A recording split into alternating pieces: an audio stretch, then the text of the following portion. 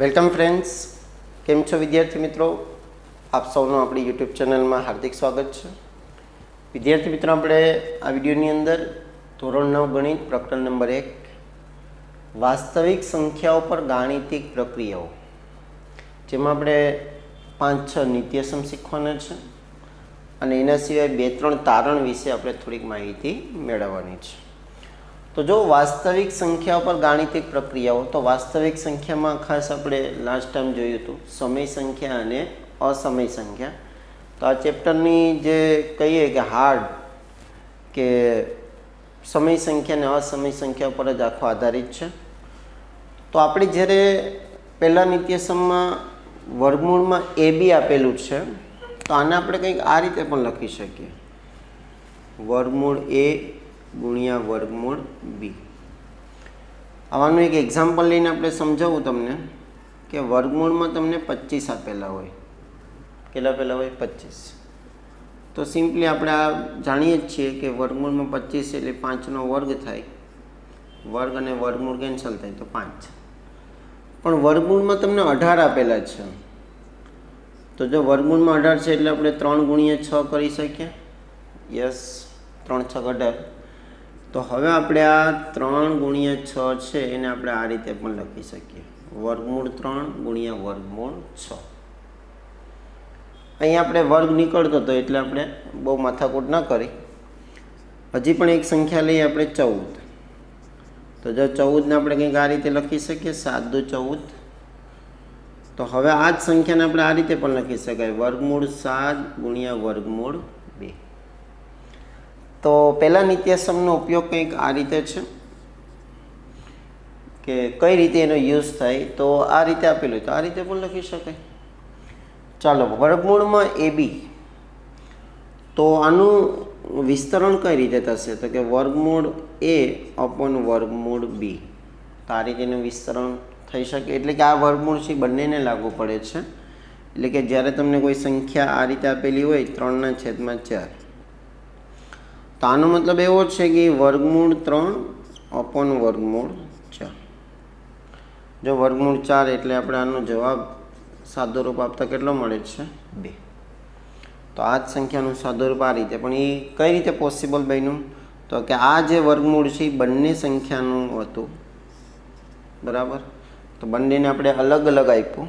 તો અહીંયા વર્ગમૂળ 4 એટલે કે 4નું વર્ગમૂળ કેટલું થાય છે? 2 થાય. ચાલો, ત્રીજો નિત્યસમ છે વર્ગમૂળ A વત્તા વર્ગમૂળ B, બીજા બ્રેકેટમાં વર્ગમૂળ A માઇનસ વર્ગમૂળ B. તો આનું વિસ્તરણ કઈ રીતે થશે? તો સિમ્પલ છે. જો અહીંયા આપણે આ બ્રેકેટ્સ આપેલો છે જેને આપણે કૌંસ કહીએ છીએ. તો પહેલી સંખ્યાનું પહેલી સંખ્યા સાથે, પછી પહેલી સંખ્યાનું બીજી સાથે, એવી રીતે બીજીનું પહેલી સાથે અને બીજીનું બીજી સાથે. આમાં ખાસ એ ધ્યાન રાખવાનું નિશાનીઓના નિયમો.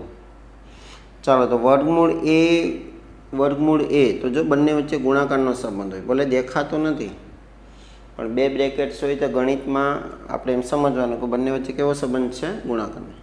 તો વર્ગમૂળ A, તો વર્ગમૂળ A નો શું થઈ જાય? વર્ગ, બરાબર. કેમ કે 2 વખત છે ગુણાકાર, કોઈ પણ સંખ્યાનો 2 વખત ગુણાકાર એટલે આપણે એને 2 વર્ગ કહી શકીએ. ચાલો, વત્તે ઓછે ઓછા વર્ગમૂળ A ગુણ્યા વર્ગમૂળ B. કેમ કે હવે એમાં કંઈ થઈ શકે નહીં. ચાલો, એના પછી હવે આનો વારો, બીનો A સાથે. તો વત્તે વત્તે વત્તા. હવે અહીંયા વત્તાની નિશાની હોય છે. તમે કહેશો દેખાતી તો નથી. જો કોઈ સંખ્યા પાસે નિશાની ન હોય તો એ હંમેશા પ્લસ જ હોય છે. તો આ પ્લસ, આ પણ પ્લસ. તો વત્તે વત્તે વત્તા વર્ગમૂળ A વર્ગમૂળ B. આ રીતે છે. એના પછી બીનો B સાથે, તો વત્તે ઓછે ઓછા વર્ગમૂળ B આખા કૌંસનો વર્ગ, બરાબર. તો આ રીતે કંઈક સાદુરૂપ આપણે આપી શકીએ. અને આગળ આપણે સાદુરૂપ આપવું હોય તો કઈ રીતે પોસિબલ છે? તો જો વર્ગ અને વર્ગમૂળ કેન્સલ થઈ ગયા એટલે એના એ આવ્યા. હવે જો આ પદ જુઓ અને આ પદ જુઓ તો તમને કંઈક કોમન દેખાતું હશે. શું? અહીંયા માઇનસ છે, અહીંયા કંઈક પ્લસ છે. તો પ્લસ અને માઇનસ એટલે એકબીજાને 36નો આંકડો હોય ગણિતમાં, તમે જાણો જ છો, 9માનું ગણિત ભણતા હોય એટલે. માઇનસના માઇનસ, વર્ગ અને વર્ગમૂળ કેન્સલ. તો જો નાના નાના નિયમોને તમારે નોટિસ કરવા પડશે, નોંધ કરવા પડશે કે આવું કંઈક હોય છે. જેમ કે પ્લસ માઇનસ કેન્સલ થઈ જાય, વર્ગ અને વર્ગમૂળ કેન્સલ થઈ જાય. આપણે જ્યાં નિશાની કરીએ છીએ ને એને વર્ગમૂળની નિશાની બોલાય છે. તો નાની નાની બાબતો આપણે ચર્ચા કરીએ છીએ જેથી કરીને તમને ગણિતમાં વાંધો ન આવે. તો વર્ગ અને વર્ગમૂળ કેન્સલ થઈ જાય છે. તો આ બધી બાબતોને ધ્યાનમાં રાખવાની, જેથી કરીને ઘણીવાર આ બાબતોના કારણે જ વિદ્યાર્થીને સમજમાં ન આવતું હોય કે આ કેમ થઈ ગયું, આવું કેમ થઈ ગયું એમ. ચાલો, વર્ગ અને વર્ગમૂળ કેન્સલ થયા, તો હવે ખાલી આપણી પાસે બચ્યું શું? a minus b. તો આના આધારે આપણે સ્વાધ્યાયમાં સ્વાધ્યાય 1.4માં ઘણા દાખલા આપેલા છે. ચાલો, એ રીતે અહીંયા છે જુઓ, a પ્લસ વર્ગમૂળમાં b, a માઇનસ વર્ગમૂળમાં b. તો હવે આનું આપણે સાદું રૂપ કઈ રીતે આપશું? તો જો એનો એ સાથે સંબંધ એટલે કે એનો વર્ગ, આ એનો એ સાથે ગુણાકાર એટલે એનો વર્ગ વત્તે ઓછે ઓછા એ વર્ગમૂળ બી, એ વર્ગમૂળ બી. એના પછી વર્ગમૂળ બીનો એ સાથે ગુણાકાર તો વત્તે વત્તે વત્તા એ વર્ગમૂળ બી. ઘણા કહે છે સાહેબ વર્ગમૂળ બી ગુણ્યા એ કરો ને. અરે ગુણાકારમાં ક્રમમાં ગમે તેમ ફેરવીએ કોઈ વાંધો આવે નહીં, બરાબર. તો થોડું ઓકવર્ડ લાગે, પણ પહેલાં આપણે સમય સંખ્યા લખીએ ને પછી અસમય લખીએ તો વાંધો નહીં એમ. ચલો, વત્તે ઓછે ઓછા વર્ગમૂળ બીનો વર્ગ, વર્ગમૂળ બીનો વર્ગ. જો વર્ગમૂળ બી, વર્ગમૂળ બી, વર્ગમૂળ બીનો વર્ગ. સ્ક્વેર અને વર્ગ કેવા થઈ જશે? કેન્સલ. તો હવે આપણી પાસે શું બચશે આગળ? તો કે એનો વર્ગ માઇનસ, તો જો અહીંયા પ્લસ અને માઇનસ, આ આખું માઇનસવાળું પદ છે, આ આખું પ્લસવાળું પદ છે. અને હંમેશા આગળની નિશાની ધ્યાનમાં લેવાની હોય છે આપણે. તો આ બંને કેવા થઈ જશે? કેન્સલ. તો હવે આપણી પાસે ખાલી બચ્યું શું? બી. તો એ સ્ક્વેર માઇનસ બી. તો આ આપણું સાદું રૂપ. તો આગળના દાખલામાં આવું જ કંઈક કરવાનું આપણને આવવાનું છે. ચાલો, હવે અહીંયા જો કઈ રીતે છે. તો અહીંયા પણ બે બ્રેકેટ્સ આપેલા છે. બે બ્રેકેટ્સનું આપણે સાદું રૂપ આપીએ તો વર્ગમૂળ એ વર્ગમૂળ સી. તો એને આપણે આ રીતે પણ લખી શકીએ, બે સંખ્યા વર્ગમૂળમાં છે એટલે એ સી વત્તા, હવે એનો ગુણાકાર ડી સાથે એટલે વર્ગમૂળમાં એ ડી વત્તા બી સી વત્તા બી ડી. તો આ રીતે કંઈક સાદું રૂપ થશે. પણ હવે આમાં કંઈ નહીં થઈ શકે, બરાબર. કેમ કે બે બે સંખ્યા વર્ગમૂળમાં ગુણાકાર હોય તો એનો ગુણાકાર અંદર જ થઈ જાય. અહીંયા પણ એવી રીતે જ બનાવી શકે, પણ આપણે અલગ અલગ દર્શાવ્યું એમાં કોઈ વાંધો નથી. અહીંયા આપણે આ રીતે પણ દર્શાવીએ, વર્ગમૂળમાં એ બી અને વર્ગમૂળમાં એ બી. તો એક માઇનસ છે, એક પ્લસ છે, તો કેન્સલ થઈ જશે. ચાલો, છઠ્ઠું નિત્યસમ જોઈએ. તો આ નિત્યસમ અને આપણે જે આ આગળનું નિત્યસમ જોયું, પ્રાઇમરી સેક્શનમાં બે સૂત્રો આવતા હતા, એ માઇનસ બી સ્ક્વેર, એ પ્લસ બી સ્ક્વેર અને એ સ્ક્વેર માઇનસ બી સ્ક્વેર. ત્રણ સૂત્રો ગણિતના બહુ કોમન સૂત્રો છે, ઘણી જગ્યાએ કામ લાગતા હોય છે. તો આનું વિસ્તરણ સાદુરૂપ કંઈક આ રીતે થાય, એ સ્ક્વેર માઇનસ 2ab પ્લસ બી સ્ક્વેર. આનું સાદુરૂપ કંઈક આ રીતે થાય, એ સ્ક્વેર પ્લસ 2ab પ્લસ બી સ્ક્વેર. અને આનું સાદુરૂપ છે એ માઇનસ બી એ પ્લસ બી. આ બહુ જૂના અને જાણીતા સૂત્રો છે ગણિતના, જે પ્રાઇમરી 6 થી 8 ધોરણમાં આવતા હોય છે. તો અહીંયા જે આ વર્ગમૂળ એ વત્તા વર્ગમૂળ બી વર્ગમૂળ એ માઇનસ વર્ગમૂળ બી એ કંઈક આ સૂત્રના આધારે છે. જો આવું આપેલું છે તો આવું જવાનું છે. અને આ જે સૂત્ર છે મીન્સ કે આ વિસ્તરણ કંઈક આના આધારે છે. તો જો એ પ્લસ બી આખા કૌંસનો વર્ગ, તો શું આવશે? એનો વર્ગ. એનો વર્ગ એટલે કોનો વર્ગ થશે? વર્ગમૂળ એનો વર્ગ વત્તા 2ab. તો 2 ના 2. એ કોણ છે આપણી પાસે? વર્ગમૂળ એ. બી કોણ છે? વર્ગમૂળ બી વત્તા બીનો વર્ગ, તો વર્ગમૂળ બીનો વર્ગ.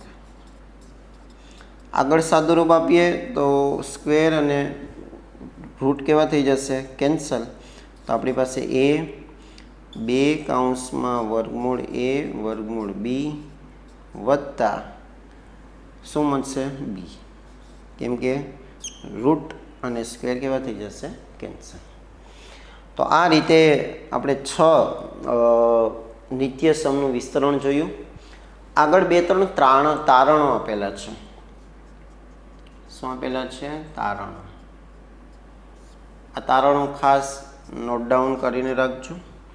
પહેલું તારણ એવું કહે છે કે સમય સંખ્યા અને અસમય સંખ્યાનો સરવાળો તફાવત અસમય જ મળે.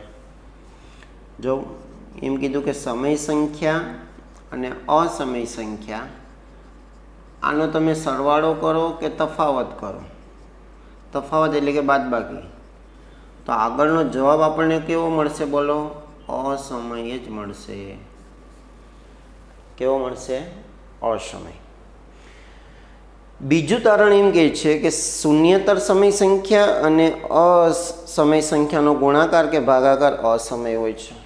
સિમ્પલ વાત છે. હવે અહીંયા સરવાળો બાદબાકીની વાત હતી, તો હવે કોની વાત આવશે? ગુણાકાર ભાગાકારની. તો કે સમય સંખ્યા અને અસમય સંખ્યાનો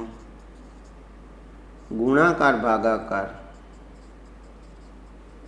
ગુણાકાર અને ભાગાકાર કેવો મળે? તો કે અસમય જ મળે. તો આ બીજું તારણ થયું. અને ત્રીજું તારણ, 2 અસમય સંખ્યા, જો 2 અસમય સંખ્યા 2 અસમય સંખ્યાનો સરવાળો, તફાવત, ગુણાકાર કે ભાગાકાર, એમાં 4 આવી ગયો. સરવાળો, તફાવત, ગુણાકાર કે ભાગાકાર. તો આ 2 અસમય સંખ્યાનો આપણે આવી કંઈક પ્રોસેસ કરીએ, પ્રક્રિયા, કેમ કે આપણે પ્રક્રિયા જ શીખવાની હતી ગાણિતિક. તો આમાં આપણે કંઈક એવું કહે છે કે સમય પણ મળી શકે અને કેવું મળી શકે? અસમય પણ. તો આ 3 તારણો ધ્યાનમાં રાખજો. 2 સમય, 1 સમય, 1 અસમય, સરવાળો, તફાવત અસમય. સમય અને અસમયનો ગુણાકાર ભાગાકાર અસમય. પણ 2 અસમય સંખ્યા હોય એનો સરવાળો બાદબાકી, ગુણાકાર ભાગાકાર સમય પણ મળે અને કેવો મળે? અસમય પણ મળી શકે. તો અહીં આપણે વિડીયો સ્ટોપ કરીશું, આ ગાણિતિક પ્રક્રિયાઓ. હવે પછી આપણે સ્વાધ્યાય 1.4 જોવાના છીએ આગળના વિડીયોમાં. વિડીયો કેવો લાગ્યો કમેન્ટ કરીને જરૂર જણાવજો. સારો લાગ્યો હોય તો વિડીયોને લાઇક કરો, તમારા મિત્રો જોડે શેર કરો. ચેનલ પર નવા હોય તો આપણી ચેનલને સબસ્ક્રાઈબ કરી બાજુના બેલ આઇકોનને પ્રેસ કરો. Thank you very much.